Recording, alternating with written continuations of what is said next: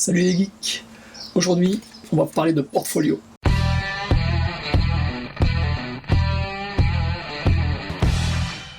J'avais annoncé plusieurs fois que j'avais vendu, échangé, donné différents portfolios, y compris celui de Barry Windsor Smith, je pense qu'il a vraiment disparu, et y compris celui de John Byrne, mais non, en fait je l'ai retrouvé.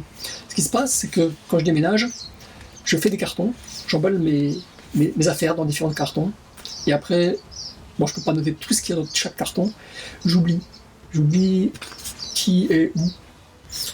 Et donc là, je suis en train de préparer mon déménagement, et j'ai retrouvé, joie et bonheur, le portfolio DS. Franchement, comme il a de la gueule. Allez, je vous montre tout ça en détail.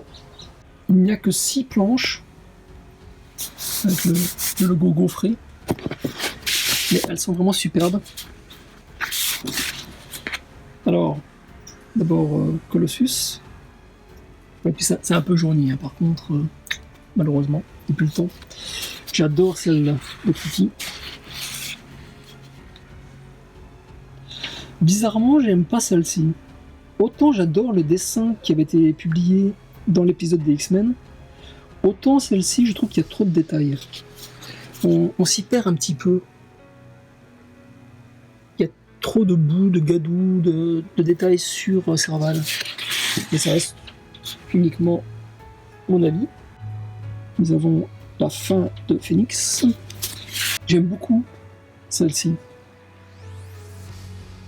J'aime bien Cyclope. John Byrne, c'est le seul à dessiner Cyclope de cette façon. Là aussi, un petit peu déçu. J'adore cet épisode des X-Men. J'adore la couverture qui avait été faite par John Byrne sur Tornade mise en danger par Proté. Mais là, je sais pas. Quelque chose qui va pas, pour moi. Il reste ces 2 planches, donc Colossus, la Terre sauvage, et Kitty qui traverse le plancher, enfin, le plafond, ça dépend de quel point de vue on se place, pour échapper aux démons. J'adore ces 2 images. Un truc auquel je n'avais jamais fait attention, en fait, c'est que, donc c'est les éditions DS, mais le texte est en anglais. Le texte qui présente John Byrne est en anglais.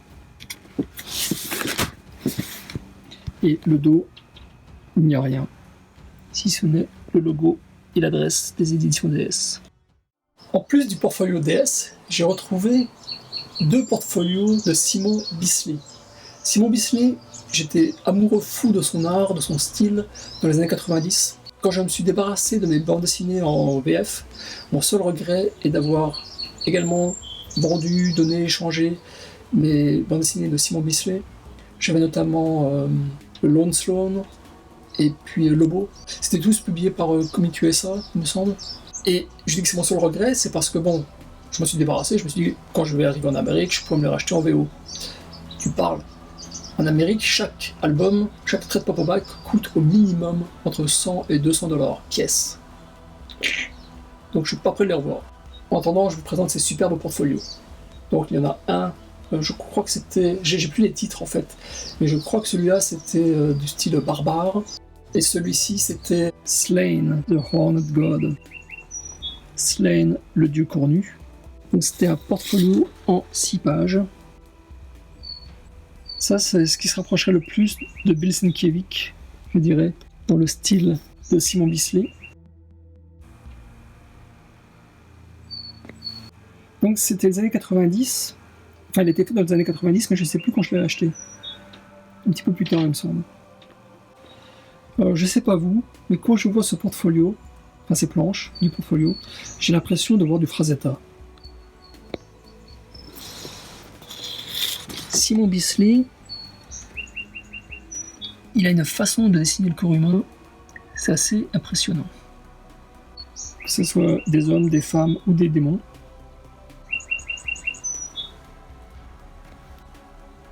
J'adore cette image. Avec le Cerbère. Et en fait, je connais pas du tout les personnages qu'il y a dessus. Ça, en fait, ça me fait toujours penser à John Bolton.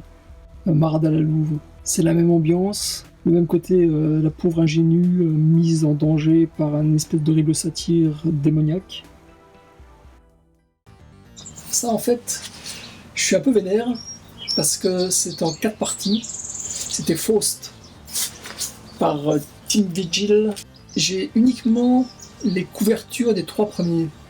J'ai le contenu des 4, mais j'ai uniquement les couvertures des 3 premiers. Et je suis sûr que la couverture du 4e, elle est dans un de mes cartons, que je n'ai pas ouvert. Et je suis vénère parce que, en fait, c'est la meilleure, c'est la plus intéressante, c'est la plus belle. Pourquoi est-ce qu'elle a été séparée des 3 autres? Je sais pas. En attendant, je vous montre le contenu. Alors en fait, Faust, je ne vais pas vous le montrer. Je ne vais pas vous montrer son contenu parce que comme vous pouvez le constater avec la couverture du numéro 2, en fait, Faust, ça s'adresse à un public très averti. C'est limite pornographique. Et c'est hyper violent, hyper sexuel. C'est une série qui a été développée pendant, je sais plus, 15 ans, 20 ans. Il me semble qu'ils viennent juste de la finir en fait. Team Vigil s'occupe des dessins. Et en fait, chaque portfolio contient les couvertures de tous les épisodes qui avaient été dessinés à l'époque. Donc il en manque quelques-uns. Je crois qu'il y a 4x4, 16. Il doit y avoir 16 couvertures. Ou 16 illustrations. Je vous conseille de vous diriger sur le site de Team Vigil. Je vous mettrai le lien dans la description de la vidéo. Voici donc quelques couvertures soft. Soft dans le sens où ce n'est pas du sexuel. Parce que YouTube, comme toute bonne société américaine, n'a aucun problème avec la violence. Par contre, dès qu'il s'agit de montrer une fesse, ou un kiki, ou une zigounette, ou un pilou-pilou, et ben là, oulalalala, ça va pas du tout. Par contre, la violence, ouais, c'est bon. Je termine avec ça, ce n'est pas un portfolio, il s'agit de 40 posters représentant des couvertures iconiques de Marvel. Et ce que je vous disais dans les vidéos sur le portfolio de Jean-Yves Mitton, c'est que le portfolio de Jean-Yves Mitton, il est publié, en fait, vous avez une page vierge, une page imprimée. Ce qui fait que chaque page peut être séparée. Et on n'a pas besoin d'acheter en double le portfolio. Alors que ici, ils ont imprimé recto verso. Ce qui fait que si vous aimez, par exemple, ces 2 couvertures de Spider-Man, vous êtes obligé d'acheter 2 fois l'album. Mais je vais vous montrer le contenu de ces 40 posters plus en détail. Il y a la fameuse iconique Plus jamais Spider-Man. J'adore celle de la Vision.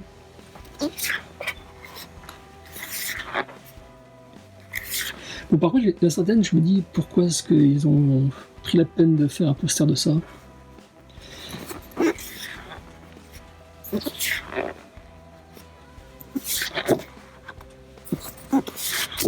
J'adore Gun Size X-Men 1. La fameuse de Jim Steranko avec Hulk et les Inhumains.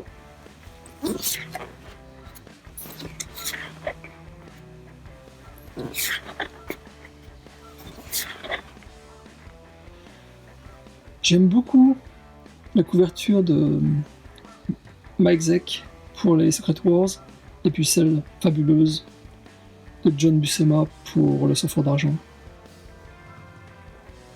S'il y en a une seule que je mettrais sur un mur, c'est celle-ci. Enfin, une seule parmi cet album, c'est celle-ci.